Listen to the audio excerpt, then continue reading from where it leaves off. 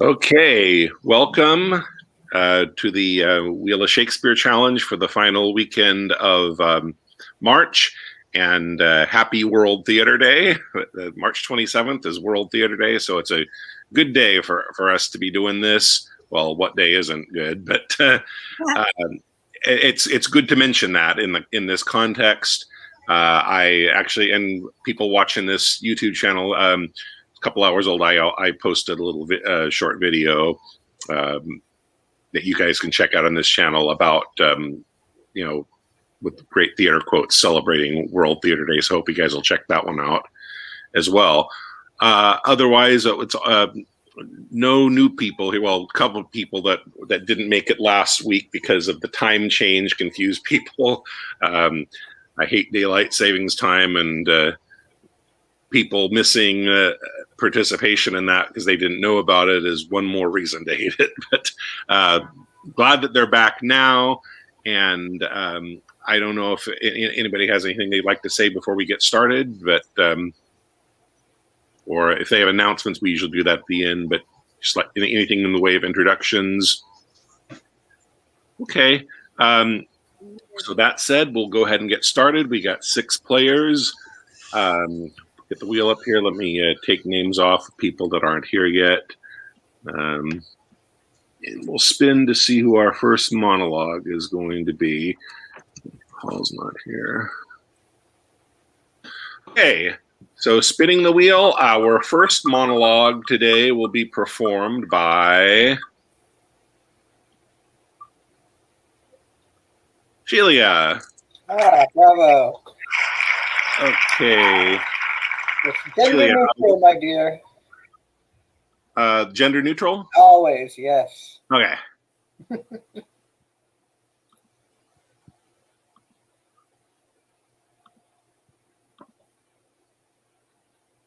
Okay, we're spinning for Sheila. Sheila is going to be performing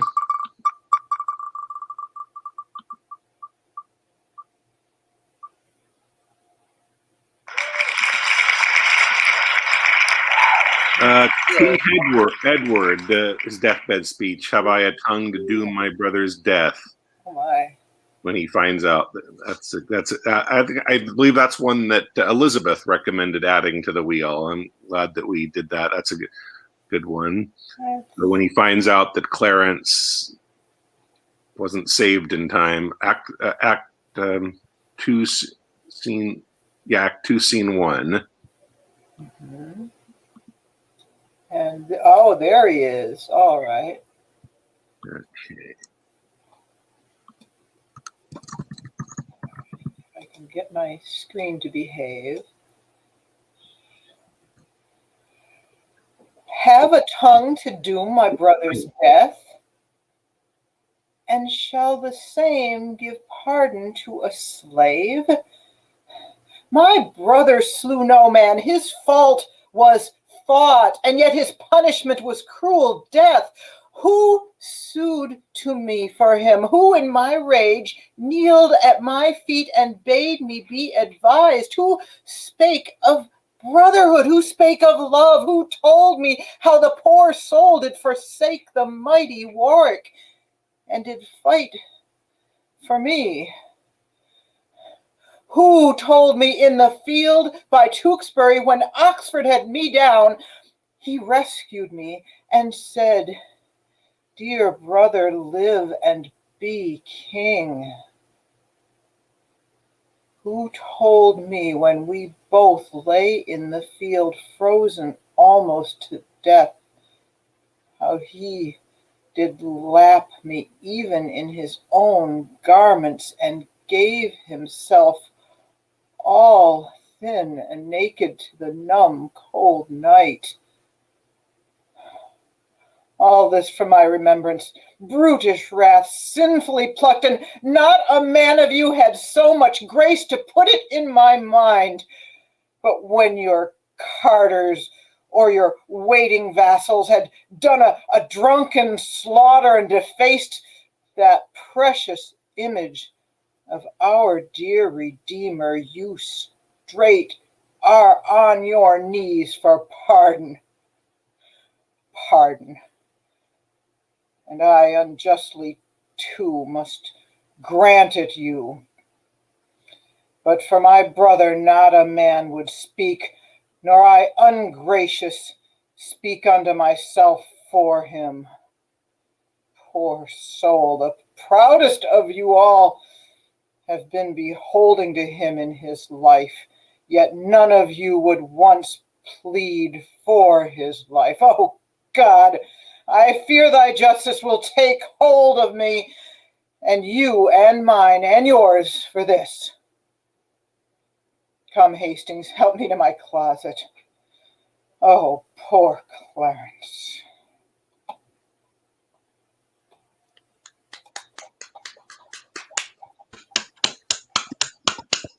Awesome. Awesome. Okay. Unfortunately, it looks like we lost Alex. I hope it's just a bad connection that he'll be back with us soon. So anyway, at least until we see him back, I'm going to have to take him off the wheel. But that leaves 4 more people to perform before we do scenes. Okay, our next monologue will be performed by... Okay, Maggie, you're up next. Maggie, which reel did you like? I'd like gender neutral, please. Okay. So Maggie is going to perform...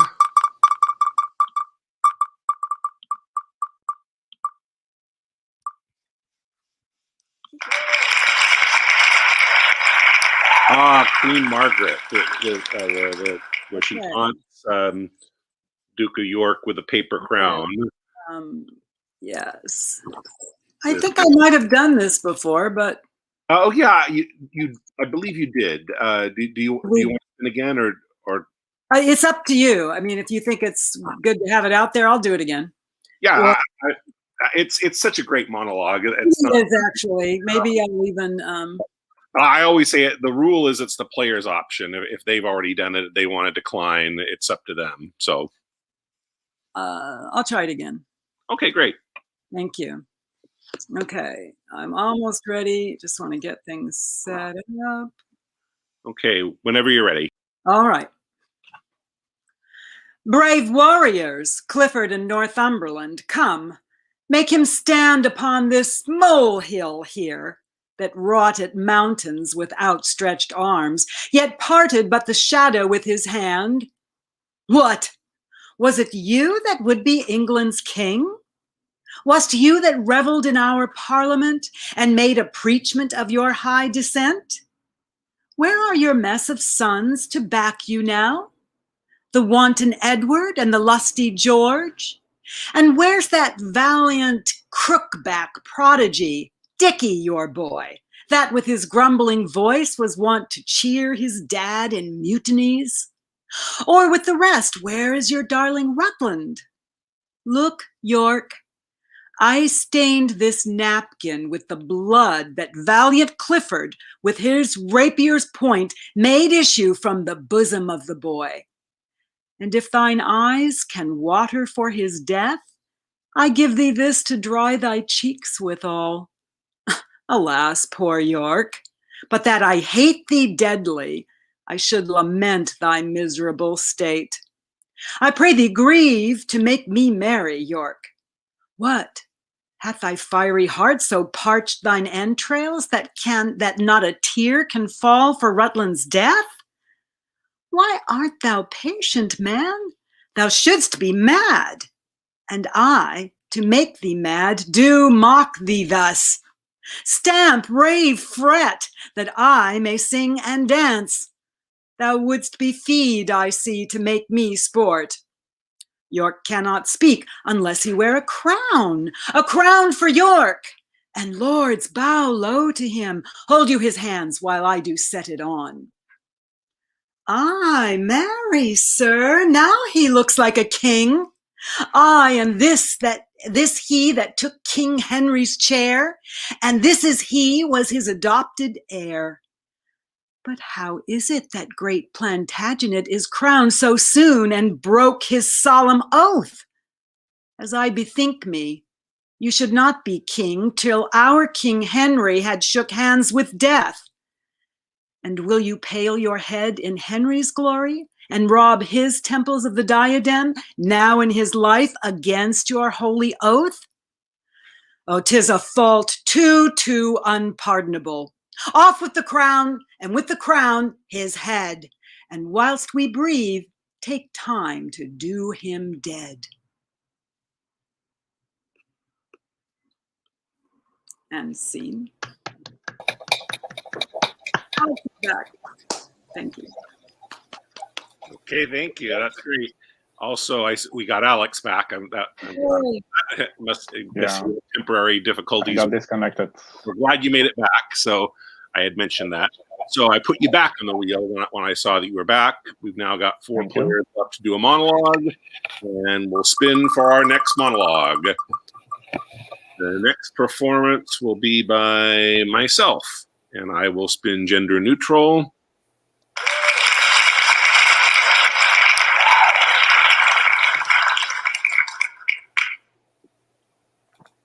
Okay, so I'm going to be doing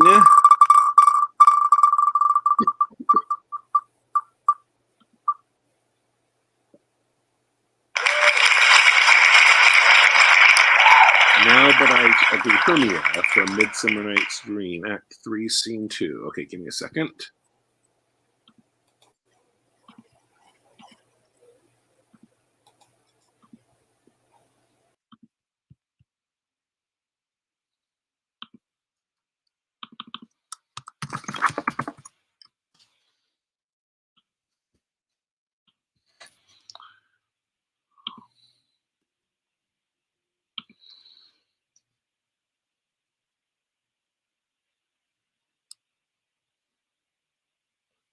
Okay. Now I but chide, but I should use thee worse, for thou, I fear, hast given me cause to curse. If thou hast slain Lysander in his sleep, being o'er shoes in blood, plunge in the deep, and kill me too. The sun was not so true unto the day as he to me. Would he have stolen away for sleeping Hermia? I believe as soon this whole earth may be bored, and that the moon may through the center creep, and so displease her brother's noontide with Antipodes. It cannot be, but thou hast murdered him. So should a murderer look, so dead, so grim.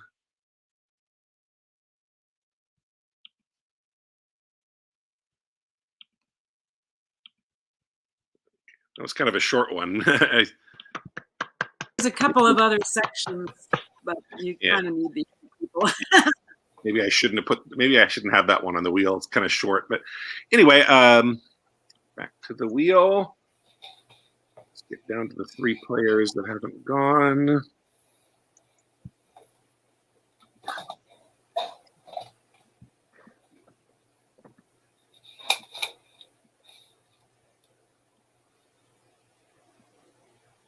Okay, so next up we have Elizabeth. Elizabeth, gender neutral or? Gender neutral. Okay.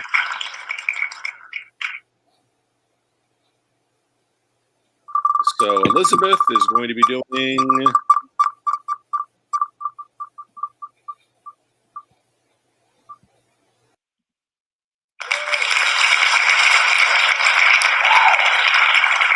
Paulina from The Winter's Tale, What Studied Torments, Act 3, Scene 2.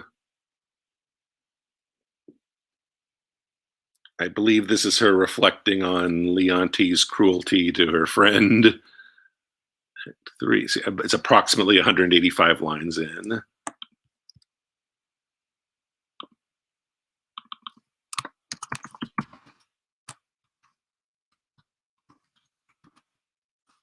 Okay. Okay, whenever you're ready, go for it.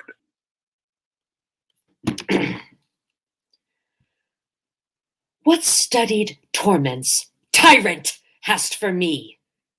What wheels, racks, flaying, boiling, in leads or oils? What old or newer torture must I receive, whose every word deserves to taste of thy most worst? Thy tyranny, together working with thy jealousies, fancies too weak for boys, too green and idle for girls of 9.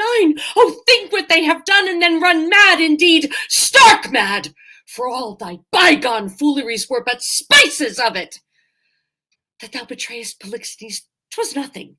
That did but show thee of a fool, inconstant and damnable ingrateful. Nor was it much thou wouldst have poisoned good Camillo's honor. To have him kill a king? Poor trespasses, more monstrous standing by, whereof I reckon the casting forth to crows thy baby daughter, to be, or none, or little, though a devil would have shed water out of fire ere done it. Nor is directly laid to thee the death of the young prince, whose honorable thoughts high for one so tender, cleft the heart that could conceive a gross and foolish sire, blemished his gracious dam. This is not no laid to thy answer, but the last. O lords, when I have said, cry woe. The queen, the sweetest, dearest creature's dead, and vengeance for it not dropped down yet.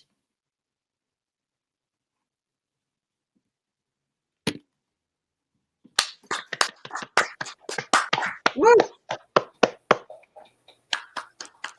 All right. Thank you. Okay.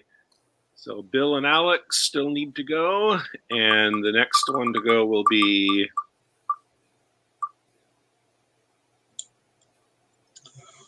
okay. Bill, you're up next, All right. and you want to stick to the male rule, correct? Yes, sir. Thank you.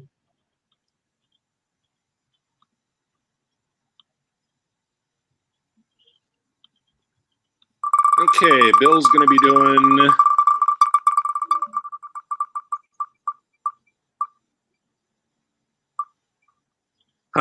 you did this one last week.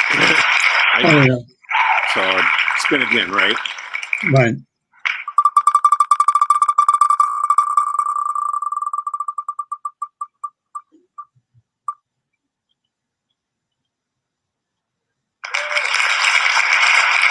Falstaff. Honors and music. Oh, okay. I think this is what, yeah, Shelia did this a couple weeks ago, and now we can see a different take on it. Falstaff. 5-1. The very end, I believe.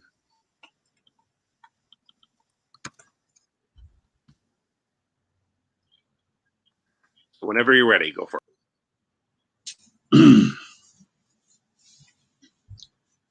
'Tis not due yet.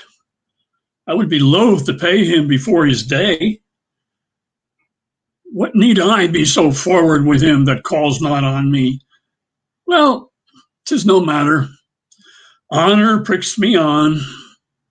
Yea, but how if honor prick me off when I come on? How then? Can honor set to a leg? No. Or an arm? No. Or take away the grief of a wound? No. Honor hath no skill in surgery? Then no. What is honor? A word. What is in that word, honor? What is that honor? Air. A trim reckoning. Who hath it? He that died on Wednesday. Doth he feel it? No. Doth he hear it? No. 'Tis insensible then, yea, to the dead. But will it not live with the living? No. Why? Detraction will not suffer it. Therefore, I'll none of it.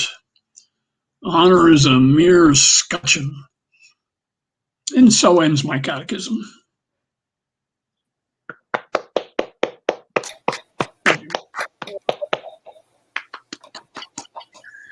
Love that one. Okay, so Alex is the last to go. Alex, Gender neutral, please. Neutral. Okay.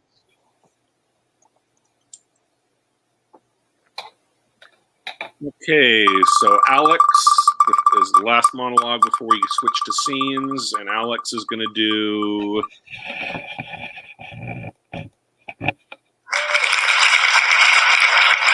Oberon. Oberon, I Know a Bank with Midsummer Night's Dream, Act 2, Scene 1. It's toward the end.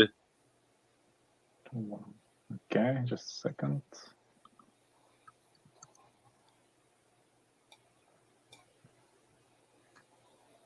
All right. Wait, hold on a second. Let me get everyone else out of the stream. Okay, whenever you're ready, go. I pray thee, give it me.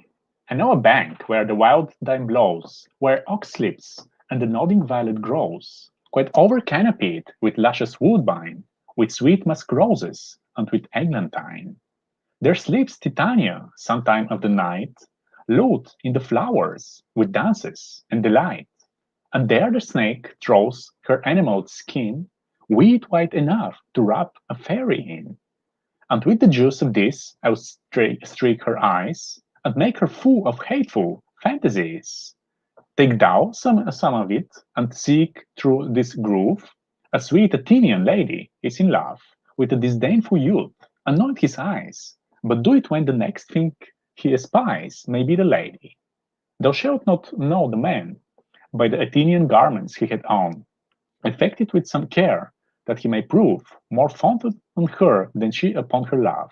And look thou meet me ere the first cock crow. And scene.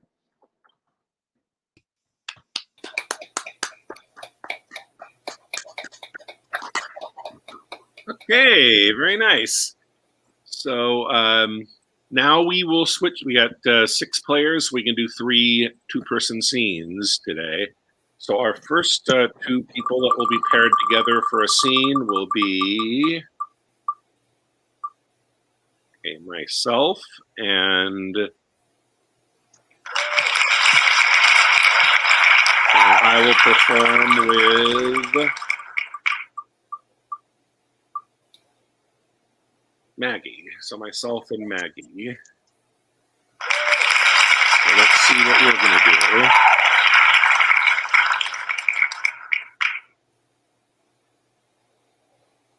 Okay, so Maggie and I are going to be performing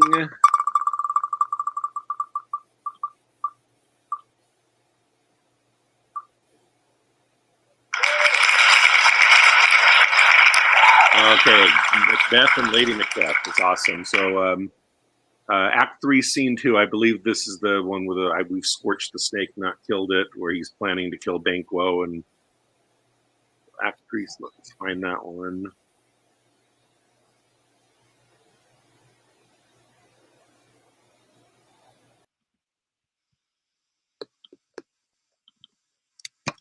So it starts from the very after. Well, let's see. After the servant exits, or Please, give me a second. I always. Oh, okay, sure. Sorry.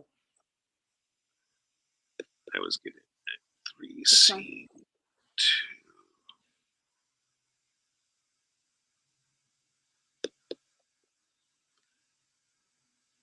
Yeah, it would be from. I think it was. You start with with Knott's hat all spent. You know, I have it. Let's see, are we? Okay, yeah. So whenever you're ready, start with your cue. Okay. Knots had all spent, where our desire is got without content. 'Tis safer to be that which we destroy than by destructive dwell in doubtful joy. How now, my lord? Why do you keep alone of sorriest fancies your companions making, using those thoughts which should indeed have died with them they think on? Things without all remedy should be without regard. What's done is done. We have scorched the snake, not killed it.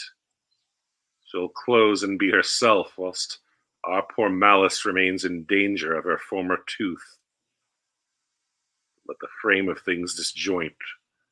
Both the worlds suffer, ere we will eat our meat in fear, and sleep in the affliction of these terrible dreams that shake us nightly.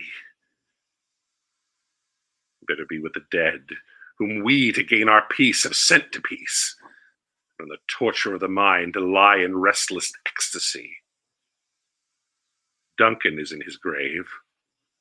After life's fitful fever, he sleeps well. Tension has done his worst.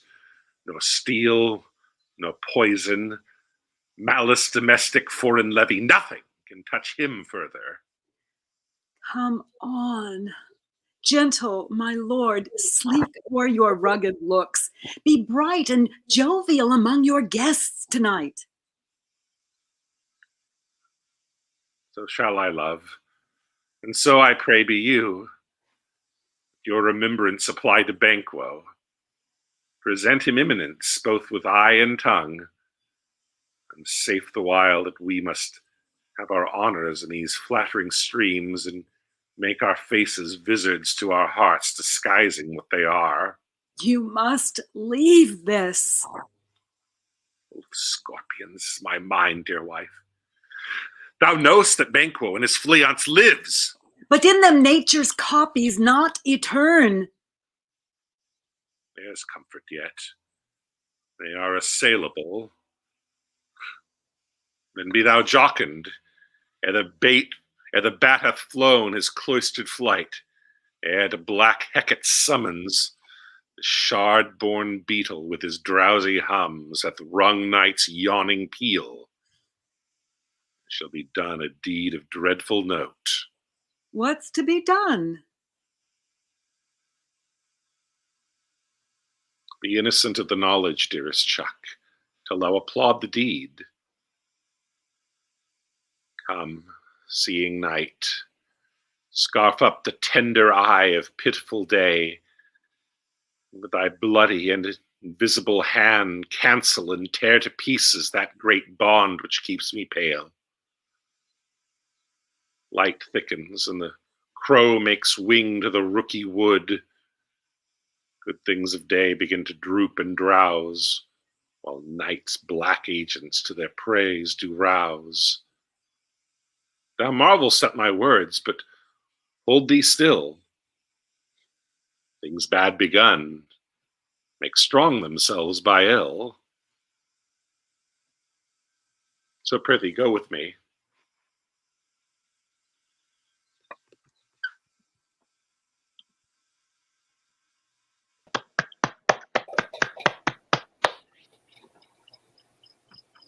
A great scene.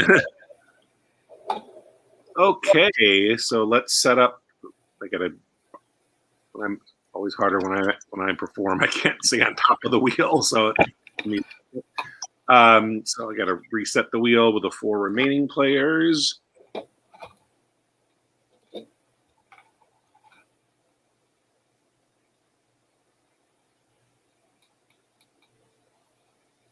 Okay, so the next one person here. Yeah, Maggie's. Okay, so the next scene will be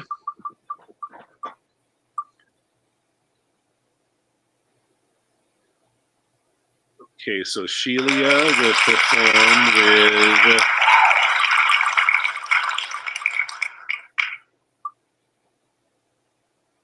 Shelia and Bill, and then Alex and Elizabeth. So Shelia and Bill, the wheel up for them.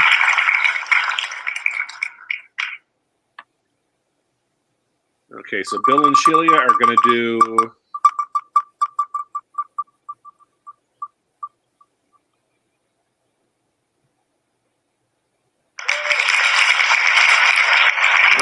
Merry Wives of Windsor, Mistress Quickly and Falstaff. That's Act 2, Scene 2. That's it. So Bill's going to get to be Falstaff twice today. different context. Yeah. I was going to say I'm really not that familiar with Merry Wives. What's going on here? I believe this is where Mistress quickly knows about his plans with the wives of Master Ford and Master Page, and I think context is they're having a she knows about the plan, but I don't think she knows it's him. Anybody that knows the play better want to help out in the comments? I think Maggie has her hand up. You want to help out a little bit to give Bill some context? Well, I'm not sure about this particular scene, but Falstaff has written the exact same love letter to two different women in the town, and they know each other well, and they have found this out. And so at some point in the play, I don't know where this is, but they decide that they're going to trick him. And they keep telling, each of them invites them to her house and sets him up in terrible ways where he gets humiliated. And but I think this might be just one of the setups. But they know that he's wooing several women, and he doesn't know that they know. Okay. Thanks, Maggie. That helps. Thank you. Okay, so whenever the two of you find the scene and ready, go for it. Okay, and it starts with me entering, and it ends when I exit, as far as I can see here. Okay, let's see. Ready, Bill? Yes. Give your worship good morrow. Good morrow, good wife. Oh, not so. Ain't please your worship. Good maid, then. I'll be sworn, as my mother was the first hour I was born. I do believe the swear. What with me? Shall I vouchsafe your worship a word or two? 2,000, fair woman, and I'll vouchsafe thee the hearing. There is one Mistress Ford. Sir, I pray, come a little nearer this way. I myself dwell with Master Dr. Caius. Well on. Mistress Ford, you say? Your worship says very true. I pray your worship, come a little nearer this ways. I warrant thee, nobody hears. Mine own people. Are they? Well, God bless them and make them his servants. Well, Mistress Ford, what of her? Well, sir, she's a good creature. Lord, your worship's a wanton. Well, heaven forgive you and all of us, I pray. Mistress Ford, come. Mistress Ford. Mary, this is the short and the long of it. You have brought her into such a canaries as 'tis wonderful. The best courtier of them all, when the court lay at Windsor, could never have brought her to such a canary. Yet there had been knights and lords and gentlemen with their coaches. I warrant you, coach after coach, letter after letter, gift after gift, smelling so sweetly all musk. And so rustling, I warrant you, in silk and gold, and in such elegant terms, and in such wine and sugar of the best and the fairest that would have won any woman's heart. And I warrant you, they could never get an eye wink of her. I had myself 20 angels given me this morning, but I defy all angels in any such sort, as they say, but in the way of honesty. And I warrant you, they could never get her so much as sip on a cup with the proudest of them all. And yet there had been earls, nay, which is more, pensioners. But I warrant you, all is one with her. But what says she to me? Be brief, my good she Mercury. Marry, she hath received your letter, for the which she thanks you 1,000 times, and she gives you to notify that her husband will be absent from his house between 10 and 11. 10 and 11? Aye, forsooth. And then you may come and see the picture she says that you wot of. Master Ford, her husband, will be from home. Alas, the sweet woman leads an ill life with him. He's a very jealousy man. She leads a very frampled life with him, good heart. 10 and 11. Woman, commend me to her. I will not fail her. Why, you say well, but I have another messenger to your worship. Mistress Page hath her hearty commendations to you too, and let me tell you in your ear, she's as far just a civil, modest wife, and one I tell you that will not miss you morning nor evening prayer, as any is in Windsor, whoe'er be the other. And she bade me tell your worship that her husband is seldom from home, but she hopes there will come a time. I never knew a woman so dote upon a man. Surely I think you have charms. Ah, yes, in truth. Not I. I assure thee. Setting the attractions of my good parts aside, I have no other charms. Oh, blessing on your heart for it. But I pray thee, tell me this. Ford's wife and Page's wife acquainted each other how they love me? Thou were a jest indeed. They have not so little grace, I hope. That were a trick indeed. But Mistress Page would desire you to send her your little Page of all loves. Her husband has a marvelous affection for the little Page. And truly, Master Page is an honest man. Never a wife in Windsor leads a better life than she does. Do what she will, say what she will, take all, pay all, go to bed when she list, rise when she list. All is as she will. And truly, she deserves it. For if there be a kind woman in Windsor, she is one. You must send her your Page, no remedy. Why, I will. Nay, but do so. Then, and look you, he may come and go between you both.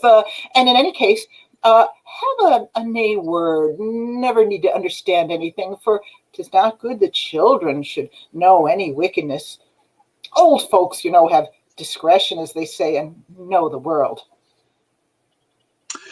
Fare thee well. Commend me to them both. There's my purse. I am yet thy debtor. Boy, go along with this woman. This news distracts me.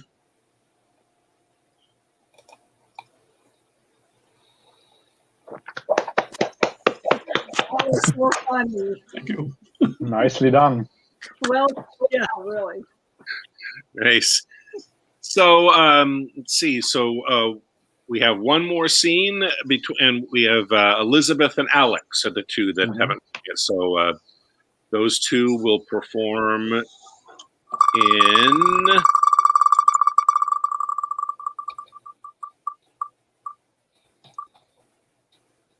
As You Like It.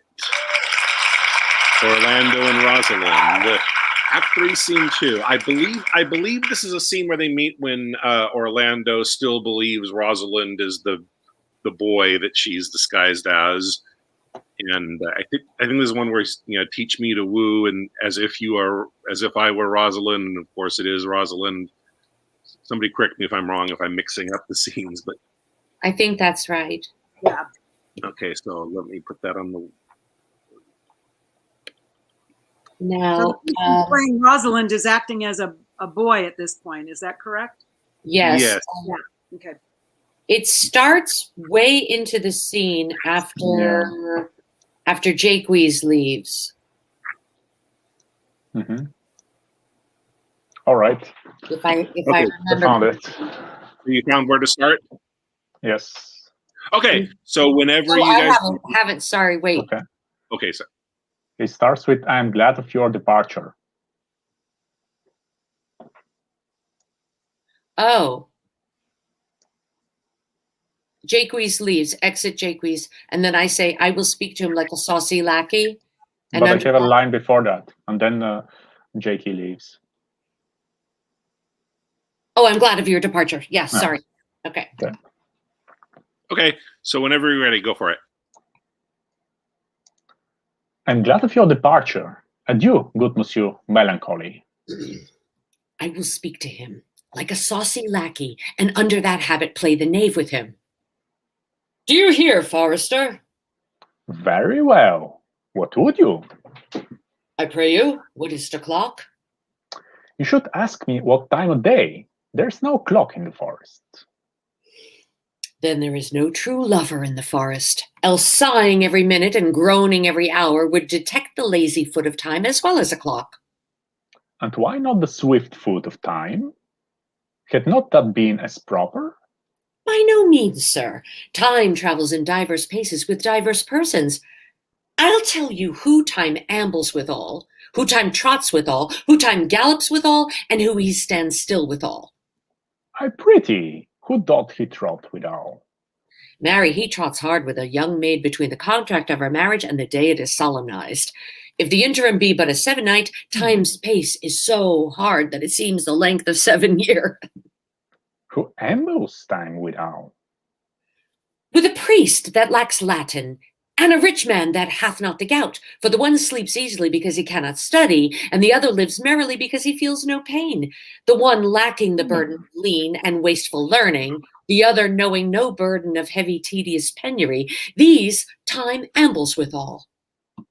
Who doth he gallop withal? With a thief to the gallows, for though he go as slowly as foot can fall, he thinks himself too soon there. Who stays still withal? With lawyers in the vacation, for they sleep between term, and then they perceive not how time moves. Where dwell you, pretty youth? With this shepherdess, my sister, here in the skirts of the forest, like fringe upon a petticoat. Are you native of this place? As the coney that you see dwell where she is kindled. Your accent is something finer that you could purchase in so removed a dwelling. I have been told so of many, but indeed an old religious uncle of mine taught me to speak, who was in his youth an inland man, one that knew courtship too well, for there he fell in love. I have heard him read many lectures against it, and I thank God I am not a woman to be touched with so many giddy offences as he hath generally taxed their whole sex withal. Can you remember any of the principal evils that he laid to the charge of women? Well, there were none principal. They were all like one another as halfpence are, every one fault seeming monstrous till his fellow fault came to match it. I prithee, recount some of them. No, I will not cast away my physic, but on those that are sick.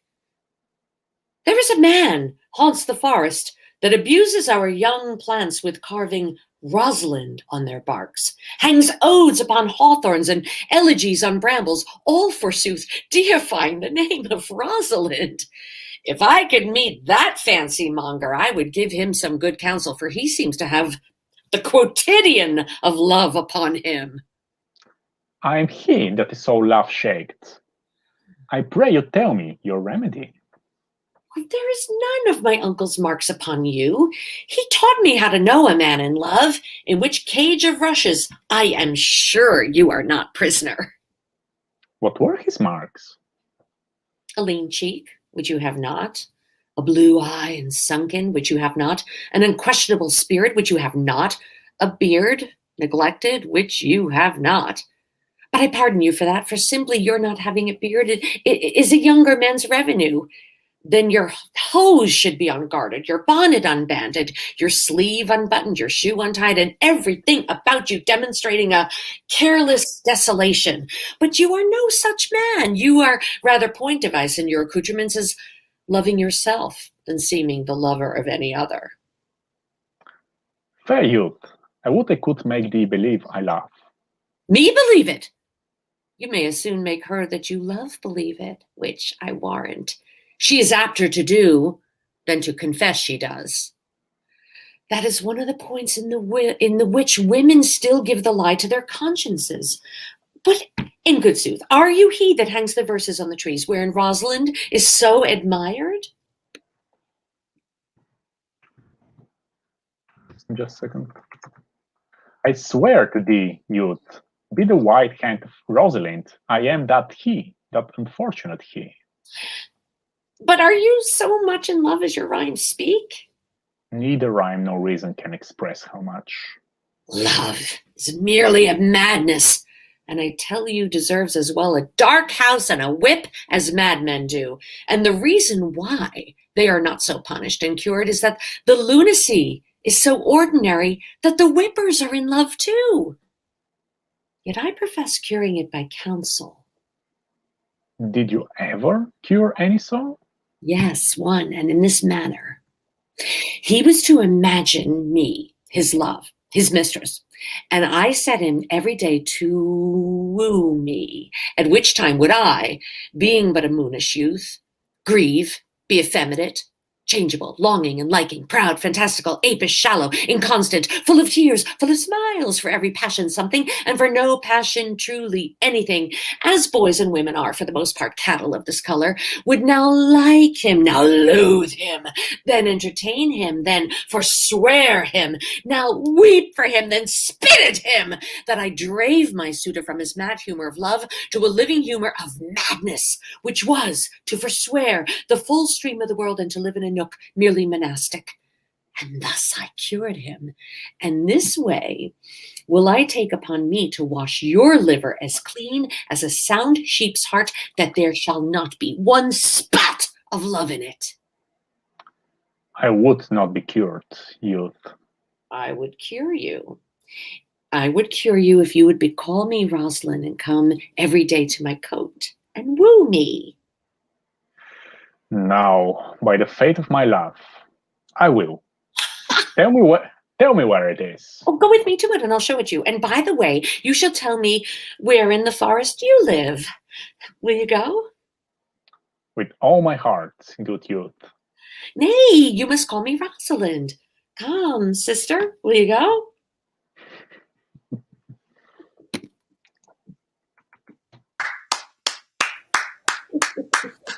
Masterful. Okay, awesome. So that was great. We had a good game today. A lot of good performances. Want to mention again, World Theater Day. Everybody use this day to appreciate the contributions that theater makes to our culture. And does anybody else here have an announcement to make about anything upcoming before we sign off? No announcements? Okay. So that said, happy Theater Day, and we'll see you guys next week, same time. Bye now. Okay. Bye-bye. Bye. Pleasure.